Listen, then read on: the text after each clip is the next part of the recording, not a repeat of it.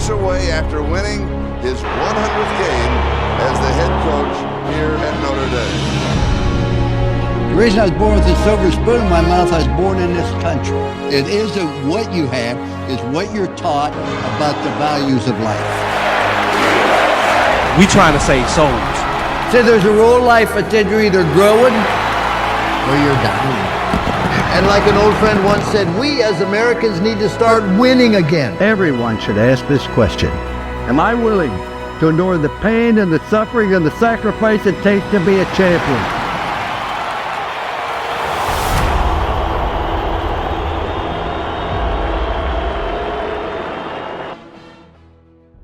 Welcome to the Lou Holtz Podcast. I don't care if you're Republican, Democrat, Independent, or anything in between. Don't care if you're white, black, yellow, or any combination. This is just about restoring the culture of this country. And we're really blessed to have some great guests. We've never had one any more impressive than ours today, and that's Urban Meyer. Urban Meyer coached for me at the University of Notre Dame many, many years ago, and just one of the more successful people. But before I get into the resume, I waited a minute, and Urban was almost late. He wasn't late, but he was almost late. And you're always on time, Urban. I am, and I tell you, if you allow me, I'd like to tell a quick story. When I was hired in 1996 at University of Notre Dame, Coach Holtz doesn't have a lot of rules, but you better follow the ones he has, and the number one rule is be on time. And so we had little kids at the time. We had two little girls, and Shelley was working full-time as a psychiatric nurse, and my job was to get the kids to school. I had a 7 a.m. staff meeting, and the kids are screwing around. Shelley's gone, and she's at work, and the phone's ringing. I'm trying to get the girls ready to go, and I don't have time to answer the phone. I'm worried I'm going to be late for this meeting, and I'm not going to be late. And so I finally, the kids are screwing around, and I forget to put their jackets on and just go to the car. I open up the garage, and it had a lake effect snow that night. There's about a 5-foot snowdrift right in our driveway. Oh, my gosh. And the phone keeps ringing. So I just getting in the car as fast as I can. I put that thing in reverse, blow through this snowdrift. I drive as fast as I can to the school, drop them off, make them give me a kiss on the cheek, and they're gone. No jackets because I forgot, but they'll be okay. They're going to school. I hustle to the office. I get there about 6:53, and I'm sprinting. I don't even take my jacket off. I go right to the staff meeting, and sure enough, about 2 minutes later, Coach Holtz walks in. We have about an hour of staff meeting, and my secretary, Julie, walks in, and she looks at me, and she goes, I can't believe you did that. I go, what? What'd I do? And she says, you're an idiot. And I'm like, what did I do? And I made the staff meeting. I was on time, and she goes, Shelley wants to talk to you. She's on the phone. So I walk in her office, and I answer the phone. I go, hey. And she said, you're an idiot. I can't believe I did that. You did that. And I said, obviously I did something wrong because you're the second person to call me an idiot. And she goes, I was trying to call you all morning. I go, oh, that was you. She goes, yeah, that was me. And you never answered. I said, no, I was busy getting the kids ready. She said, when you dropped the kids off, did you not realize it was a snow day? And I thought, oh, my God. And the kids without jackets, no one was there. No one was in the parking lot. Thank God a maintenance worker was there and let the kids inside. So I made the staff meeting on time, but my kids almost froze to death because I was in such a hurry. But the story ends well. They got picked up by our strength coach's wife, and we are all good. Well, I've got to bring people up to date how Urban ended up on my staff. Skip was on my staff. He coached at Colorado State under Earl Bruce and was going to become the head coach of Connecticut. And we're at the convention, I want to say it's in Chicago, and he said, Dad, you need to talk to Urban Meyer. He replaced me at Colorado State. I said, Skip, I don't need to talk to anybody. I know who I'm going to hire. I know what I'm doing. Don't bother me. Oh, please talk. No. Finally, he said to me, okay, will you have lunch with me tomorrow? I said, if we have it early enough, because I'm leaving. We go to lunch the next day. He said, Dad, I want you to meet Urban Meyer. And that's when I met Urban Meyer and ended up changing the whole way I approached it. Ended up hiring him with one of the best hires I've ever made. On your history with Urban and just... Well, I hired Urban at Notre Dame because of my son. I was at a convention and Skip said, you need to talk to Urban Meyer. He was going to Connecticut as head coach. I said, don't know Urban and don't want to talk to him. He said, I said, no. He said, well, will you have lunch with me? I said, yeah. So I go to lunch. He said, Dad, I want you to meet Urban Meyer. And that's how I met Urban Meyer and hired him. Now, let me give you a little bit about the rundown here about Urban Meyer. He 3 times national champion head coach, 3 times in 2 different schools. Ohio State in 2014, 2012, and 2019, the Rose Bowl champion. He was at the Florida Gators. He won the national championship 2004, 2008. He coached Tim Tebow, who was a Heisman winner. 2 times Mountain West champions, 2004 Home Depot Coach of the Year. He was at Bowling Green, 2001 MAC Coach of the Year. He was a wide receiver coach at Notre Dame from 96 to 2000. He was at Colorado State from 90 to 95, at Illinois State as a quarterback coach, and before that as a graduate assistant at the University of Ohio State. He has had 76 NFL players drafted, including 21 first-round draft picks. He played baseball. He played at the University of Cincinnati in football also. He was a defensive back. And he was an excellent baseball player, 13th round Major League Baseball draft pick by the Atlanta Braves.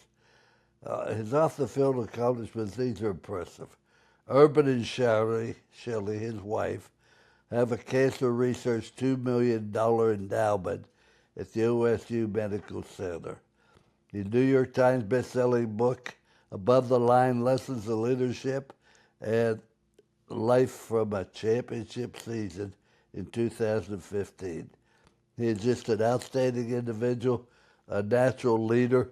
There wasn't any doubt he was going to be a great head coach from the first time I met him. So Urban, welcome here. And what's the biggest transition you've had to make since you've left coaching? Oh, you have more time on your hands. I just have always loved the team. We got all of us got into it for different reasons. I came in at the right era. Woody Hayes was I was a big fan of Woody Hayes and Joe Paterno, Lou Holtz, Earl Bruce. Those are all my mentors, Bo Schembechler. So I learned from the very best, and I got in it because of team. And I miss the staff meetings, but most of all, I miss the team meetings. That was kind of my sanctuary when I had that team, just, not the media, not other people involved, but just that team.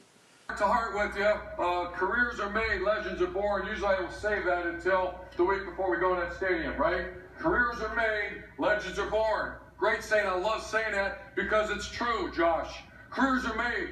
They're made right here. In a place like Ohio State, you become a legend. Don't hide from that. You do your stuff, you take care of your responsibility, become a great player, you're a legend at a place like Ohio State. This is not for everyone. So if you continue to be on this side of the room, we got a problem with you. Because the expectation level that you guys created at Ohio State's never been higher. 2 years ago, we lost a game. Did we lose because of really bad players? Is that why we lost to Michigan State? Is it because we had bad players? Is it because we have bad coaches? No, we lost that game because we didn't go into that thing at full capacity. We didn't do it. And for some reason, it didn't happen. Last year, Wisconsin, full unit, full capacity. Absolutely. Alabama, maximum capacity. All 9 showed up. You win it. And then Oregon for the national title. How do we do, Josh? All 9. How the corners do, Kerry? How the D-line do? How they all do? I'll help you with that. 9 strong. That's my focus. I'm going to help on offense. I'm going to do special teams. But I can damn well guarantee you this. It's going to be 9 strong. You got me, Evan? Or you won't be here. That's the way it is. Our goal is not to win a national championship. We don't even talk about that. We talk about Big Ten championship. You will not hear. I don't want to hear coaches talk about it. You're not going to hear that. What you are going to hear is 9 strong. And you'll be evaluated daily. If you are not holding up your end of the bargain, that will be addressed. Because we will not go into game 1 in Blacksburg, Virginia without 9 strong. Not going to happen. That is absolutely non-negotiable. You know what today is? The #1 team in America coming together, having dinner, and getting ready to go to work. That's what we're getting ready to do. And tomorrow's another day. Enjoy the moment. You guys have earned it. Now it's time to go get another moment. Everybody got me? Have a great day. Go ahead off, and I'll see you at the facility. So I miss that, and I miss winning. Other than that, there's a lot of other stuff I don't miss. I tell you what, you caused a lot of people to get out of coaching because you beat them so often. But I had the opportunity to speak to your football team at the University of Florida, where you coached there. Why you run such a good meeting? Why are your meetings so well organized, planned, and you know what you want to get done, and you got it done? Was it preparation? Was it just insightfulness? Well, you were always my encyclopedia. And I remember one time I asked you, every time I would ask you a question, you would always stop me and say, what kind of team do you have? And I would always just kind of reflect upon that. And so my meetings were all based upon the team you would have. And I share that in corporate America, too, when I speak to groups that, there's not a cookie cutter meeting that you can have because every group of people are different. And I remember our conversation one time, you said there's three types of teams, one that's overconfident, one that's lacks confidence, and one is just about where you want them. They were on edge. They are a little uneasy, but that you want that. You want them to enjoy themselves, but you want them to be on edge. And if you're a team that's overconfident, you kind of push them down a little bit. If you have a team that lacks confidence, you have to build them up. And if you got that team right where you want them, you just try to keep enhancing what you have. So it all depends on what kind of team you have. And I would, one of my skills, I believe, I could read a team. If a team needed to be pushed down, I pushed them down. If they had to get lifted up, we lifted them up. Well, you're raised in Ashtabula, Ohio, and I had some relatives that lived on a farm up there, went up there in the summer, etc. And we played you when I was at East Lurpo, and I hate to say this, we beat you 62-6, but that's another time. How in the world did you end up in coaching from Ashtabula? Did you always want to be a coach?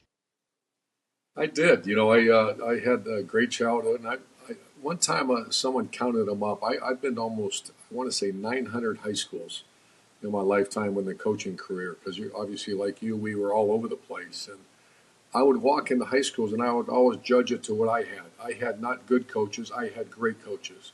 I didn't have good teammates. I had great teammates. So I was lucky. I played for a guy named Paul Kopko, and he was hardcore, a great teacher. He cared deeply for his players, and we worked our tails off, and we won. And I just never really visualized myself doing anything else. So I wanted to play as long as I could. And, I kind of thought I had a shot at Major League Baseball, but that only lasted a couple of years. And I played college football, but that was not going to go to the NFL. So I jumped right into coaching at Ohio State. And I never really thought about doing anything else. I love coaching, and I love my 37-year career of coaching. Plays before overtime, and the joint is jumping now.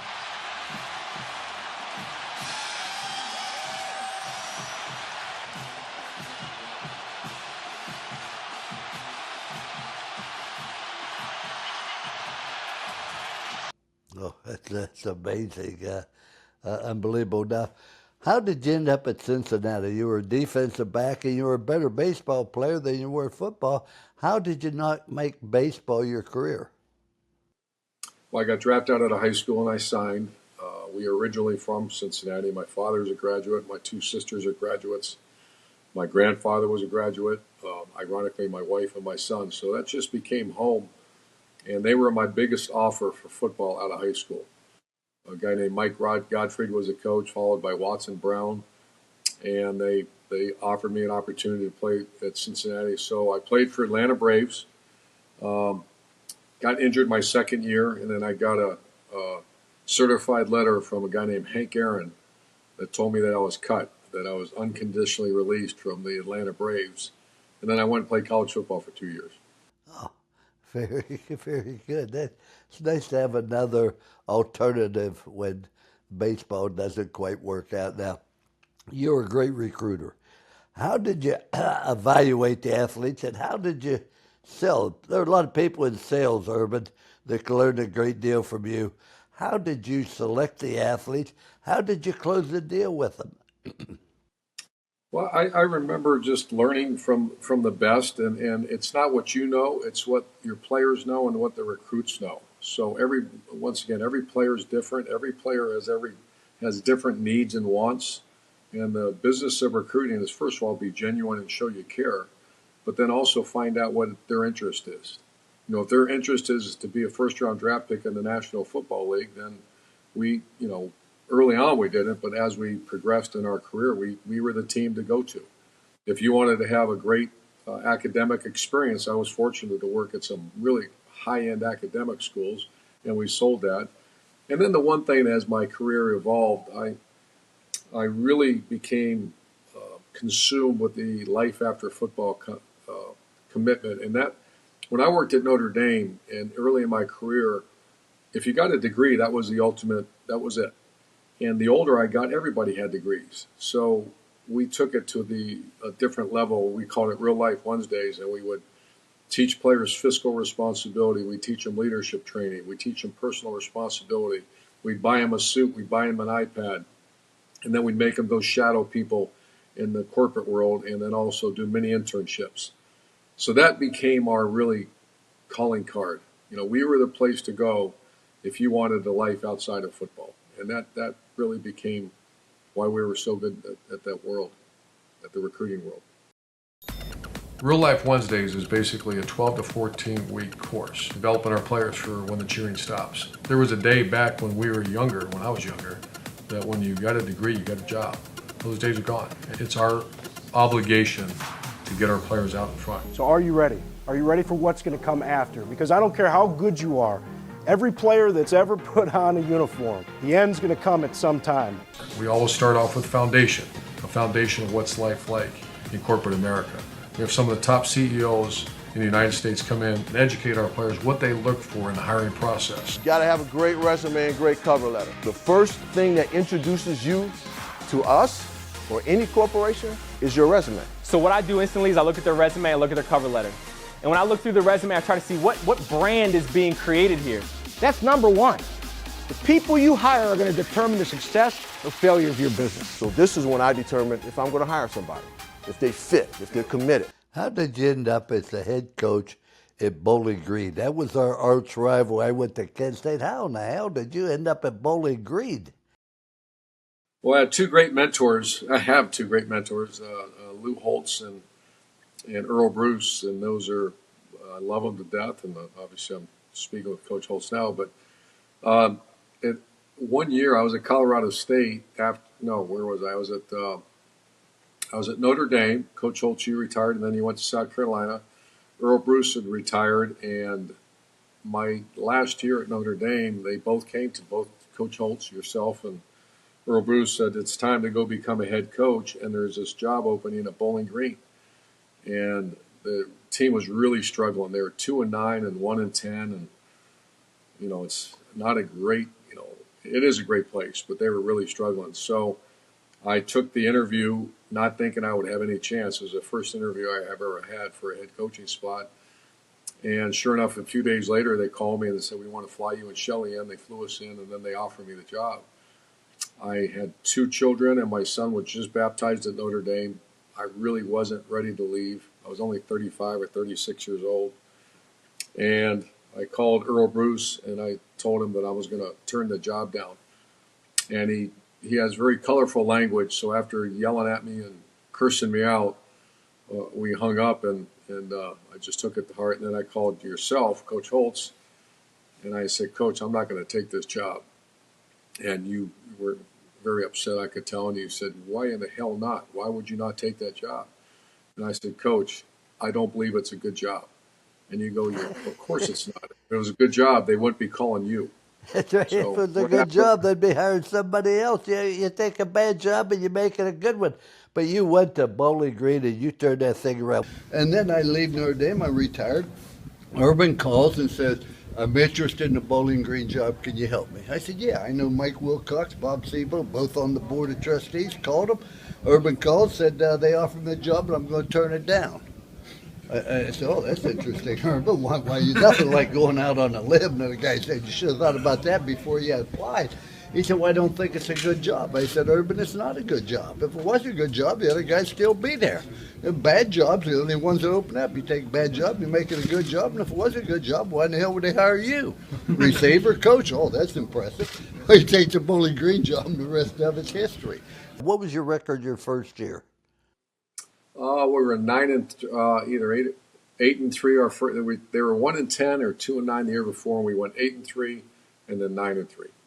Well, I do know this. I was at South Carolina. I'd retired, and Mike McGee, the AD, called and said they're threatening to throw us out of the ACC unless we turn this program around. Would you come and try to do it? So I went there, and of course they tried to hire you because I felt you were a great coach. But lo and behold, you end up at Bowling Green, and we're playing Bowling Green versus South Carolina.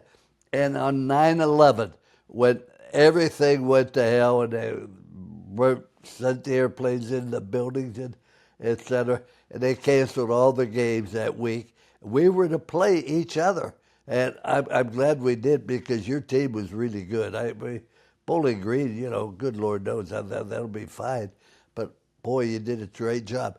But why did you go from Bowling Green to Utah? That's all the way across the country, different conference, different. Why? Yeah, I was at Bowling Green. I love Bowling Green, and we just had a different vision. I wanted to keep growing and building things, and you just were really limited. And I remember Gary Blackney, who was a great coach at Bowling Green, and he said, try to win. It's just hard to consistently win there. I coached at Colorado State for 6 years. Shelley and I loved the West. And I had about 4 or 5 job offers that year, and I really wasn't going to leave. And then this Utah, the athletic director named Chris Hill and the president named Bernie Matchin, they kind of talked me into coming out to meet with them. So I met with them. I was really impressed. I did some homework. They had the #1 budget in the Mountain West Conference. They had the biggest stadium in that conference. And I flew out there and I fell in love with Utah. My offensive philosophy, score and score fast. Take a 4-receiver set. I want the corners and safeties to see nothing but red coming at them. Who are you going to cover? Oh, no! I like our odds. It's like a fast break on turf. Without the dunking. And what really got me, Coach, was that night I asked him if I could use a car. I was staying in a Marriott right there on campus. And I got out, and they were averaging about 15 to 20,000 people per game in this beautiful 55,000-seat stadium. And I went driving around, and I was right on the edge of the Foothill Freeway, they call it, Parkway. And Salt Lake City has about 2 million people in its surrounding area. And I stood out there, and I kind of prayed, and I looked at the lights, and I said, if I can't get 50,000 people from this gigantic fan base in that stadium, then I'm not a good coach anyways. So they had a great budget. I was replacing a coach that really recruited well. I knew there was good players. And that sealed the deal. I called Shelley that night and said, we're going to move to Utah. They said we'd finish 6th in the conference. Our players did a little better than that. And you know what? You ain't seen nothing yet.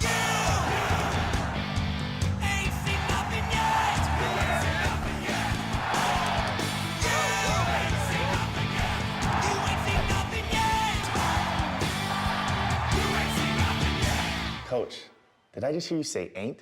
What school did you go to anyway?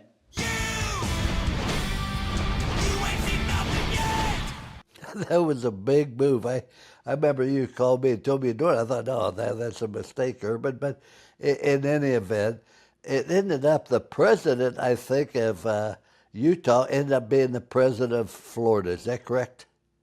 Yeah, he left after we won our first conference championship in 60 years. We played in the Liberty Bowl, and I met with him afterwards, and he said, I'm going to Florida. And he says, you never know. So I said, all right. Okay. You've won 3 national championships, Urban. What was the difference between being great and being great with your teams? You know, it's ironic, Coach, and we've had this conversation. I'm not sure those two teams were my most talented. The three teams. Obviously, great players, but they had the one value that is so important. First of all, it's important in your own family. It's important in just living. But the selflessness approach to our team, because football is the perfect example of what life's all about. I mean, the hard, miserable part of the game of football is what makes a team or not. You know, a quarterback throwing a touchdown to a wide receiver, that's fun. Running down on a kickoff at 21 miles an hour and hitting something going 20 miles an hour, that's not fun. Yet it's something that has to happen. And people don't do that because, you know, maybe a few, but most people, that's not enjoyable. Playing a 3 technique and getting double teamed by 640 pounds of people, that's not fun. But why do you do it? You do it because it's a means to an end, because you have to do it for us to win. But those 3 teams shared the common quality that I'm sure your 88 team had, and that is just they would do anything for each other to win that game. Yeah, that's great. How do you feel with the NIL now and playing athletes? You know, that destroys my desire to coach in college football. I think NIL, and I sat in those committees for many, many years, I think it's great. I think if it's capitalism, for example, if a great player like Marvin Harrison Jr. and some car dealership in town wants to hire him, they want to put his name on a billboard and pay him money, sign autographs. He wants to, you know, put something on Instagram or they sell that. But that's not what's happened, Coach. What's happened is it's cheating. With $13 million deals at play like Rashada's, recruiting now hinges on a school's ability to lure athletes with top dollars. Not joining the race could spell disaster for football programs. Stanford, which has refused to associate with the Booster Collective, has had consecutive 3-9 seasons since Nil entered the chat. Remember, this isn't the NFL, where salary caps ensure a somewhat equal playing field and where teams with the worst records receive the best draft picks. And there's these things called collectives where they go out and get money from donors, and they get this big, giant mass of money, and they pay players, and that's not what the intent is.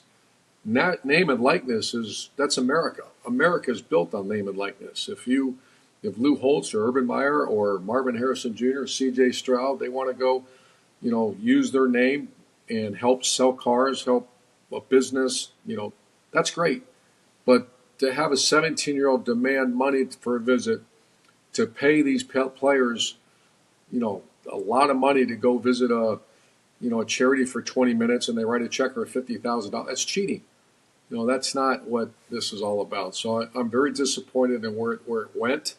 I think the purpose or the integrity, the reason for doing it is right.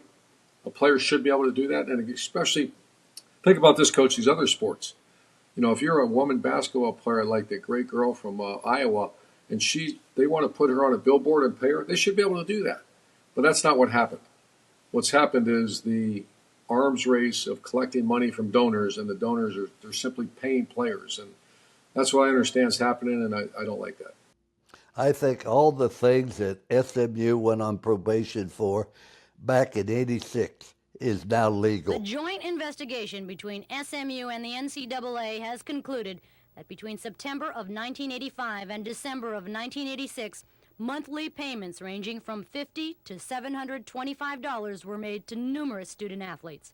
According to SMU's investigator in this case, those payments were made by one booster, who neither the university nor the NCAA will name publicly. The report states that certain key athletics department staff members agreed to the illegal payoffs. And as a result of those arrangements, 13 members of the football team received about $47,000 in school year 1985-86. 8 of those student athletes continued to receive another $14,000 during the fall of 1986. I find not only inside the community, with our faculty, our students, etc., and I find outside the immediate university community outrage that this has happened and that it has continued since 2 years ago. But the thing that bothers me more than the NIL is the transfer portal. I mean, all you do is change the address of your problems. I've always believed you persevere, you improve, you wait your turn, and you be ready when it comes. Yeah, the transfer portal was something that I was a big fan of the graduate. Once you fulfilled your obligation as a graduate and you can move on, we had great examples where players just weren't quite good enough at Ohio State and they went somewhere else and played and got a great year of football in. I was a fan of that. But then now my understanding is a judge ruled it that now there's unlimited transfer. You can leave anytime you want and you can transfer anytime you want. So that was not there when I was there. My colleagues or friends that I speak to say it's really hard. You know, if I'm a Bowling Green coach and we do a good job developing a player, they leave the next year and go for someone who's going to pay them some money. If you're at a school and you get beat out, you leave. So we won a national championship in 2014 with a third-string quarterback. Not many third-string quarterbacks anymore. They all leave. Now to that history-making game, more than 33 million Americans watching the Buckeyes face off against the Ducks. Ohio State toppling Oregon 42-20 in the first-ever college football national championship. In the stands, we couldn't help but to notice Ohio native LeBron James right there. He was then on the field celebrating with that third-string quarterback who made it all happen.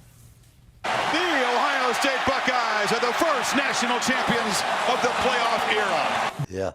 Absolutely. I agree with you completely on that. Now, I would come up and speak to your team every year. And when I first came to Florida, right after you'd been there, you talked about this left-handed quarterback that you were trying to recruit that you thought would be the difference. And I thought, who in the world can one player make a difference? Turned out to be Tim Tebow, who led you to a championship. Under Urban Meyer, the Gators won their second national championship, and tonight, Tebow takes a knee, and that is that. Congratulations to the University of Florida Gators. But not only that, what he's accomplished off the field is equally as important. What made him special? Yeah, he is. Well, first, as a football player, he's as good a person as you'll ever meet. But he's also the toughest, and this is a big statement because I've coached some tough players. He's the toughest guy I've ever coached. I mean, his pain threshold was something that he would play through broken bones, he would play through serious injuries, and he would never stop. I promise you one thing: a lot of good will come out of this. You have never seen any player in the entire country play as hard as I will play the rest of the season, and you never see someone push the rest of the team as hard as I will push everybody the rest of the season, and you never see a team play harder than we will the rest of this season. God bless. What makes him such a great person, his faith is something I've never experienced. I'm on his foundation board, and our meetings and his passion for, bringing faith, hope, and love to those in their deepest need. That's the motto, that's the mission statement, and he lives it. I want you to be successful, but more than anything, I want you to be significant. And when you live for Jesus and you love people, I believe you're going to have a life of significance. And I coached him for 4 years, and he changed my life. I mean, he would come in on Fridays and grab me and make us go to the hospital and see, and it would just give you, in the thralls of the anxiety of getting ready to coach a big game, it just brought you right back to the planet Earth and reached your faith and made you give that gift of compassion to people that need it. As we get ready to wind this down, Urban, tell us about your family. I know you have 3 children you're very proud of and a great wife. Tell us about Shelley. Yeah, Shelley, we celebrate 35 years. We met in college. She claims it's 39 years because we dated for 4 or 5 years before, but it's 35 years of marriage. She's awesome. I got 3 children. All were captains of their sport. All were straight-A students. And this is the best thing. They all married 3 people that are like our own children. So we're 3 for 3. So we're blessed beyond. Well, you really are. You've had a great life. I'm sorry you got out of coaching early because you had so much to it. You won everywhere you went. And I don't care where you put Urban Meyer. You can put him anywhere in the country today. I promise you, Urban Meyer would win. Now, and last thing, Urban, the purpose of this program is how do we change the culture of this country? What are the things that we need to change to become outstanding? Well, I think as a leader, your job is to unite And in our lifetime, we've witnessed a lot of division, and that's one of the great skills that Lou Holtz had and Earl Bruce had, Woody Hayes had, and everybody had different styles, but at the end of the day is to bring people together. And what's happened in the last decade in my lifetime, I've never witnessed this, is I've seen division to the point where, and I fall victim to it. I have very firm beliefs, and it's hard for me to put my hands on some of these things. So that's number one, is somehow, it used to be more centralist in politics. It's not that way at all now. Now it's extremism and on both sides, and it's like I can't disagree with fundamentally with some of the things I hear. However, the number one thing is, I think what made America great is meritocracy. What I love this country, why I love this country so much. And my mom was an immigrant from Germany. My father's parents, grandparents were from Ireland. I've coached, whether it be whether Utah, Florida, or Ohio State, completely different backgrounds. At the end of the day, I believe deep in my heart, if you work hard, you work really, really hard, great things will happen to you. And if you don't, it's going to be a struggle. I don't know why that's so complicated. It's just work really, really. I taught my father, what's interesting, Coach, is, and you met my father. My father was a huge fan of yours. He would ask me, and this is, I do this with my children. I did this with my teams. He said, I don't care how big you are. I don't care how fast you are. I actually don't care how smart you are. But I'm going to ask you a question. It's a simple question, but sometimes it's a complicated answer. He goes, are you the hardest working guy on your team? And he'd stare at me. And a lot of times I'd lie to him and say, yes, I am. And then same thing when I started coaching, when I was a young coach, he said, are you the hardest working coach in the country? It was one of my greatest moments, Coach, is when I went to my father and I said, remember that you asked me this question all the time? I haven't been truthful. I'm looking at you now, right now. I'm the hardest working coach there is. And that was better than winning a national title, to be able to tell your father that you are the hardest working person out there. Yeah, that's great. I didn't know both of your families were immigrants coming over. At one point they were. My mom saw Adolf Hitler. She was a East German refugee during when communism took over East Germany. She left, escaped under gunfire. So yeah, she came in the right way, and she became a citizen. One of the great moments of our family's life when she became a United States citizen. Urban, I could do this all day because you're so interesting and you're so astute, and your observations are right on, and your success is unparalleled. So thank you so much for joining us. As I said, Urban, you got a problem, you call me, then you call 911. I'll always be here for you because you're always there for me. God bless you, and thank you for being with us. I love you, Coach, and I'm anytime. Let's do it again. And he walks away after winning his 100th game as the head coach here at Notre Dame. The reason I was born with a silver spoon in my mouth, I was born in this country. It isn't what you have, it's what you're taught about the values of life. We trying to save souls. So there's a rule in life that said you're either growing or you're dying. And like an old friend once said, we as Americans need to start winning again. Everyone should ask this question. Am I willing to endure the pain and the suffering and the sacrifice it takes to be a champion?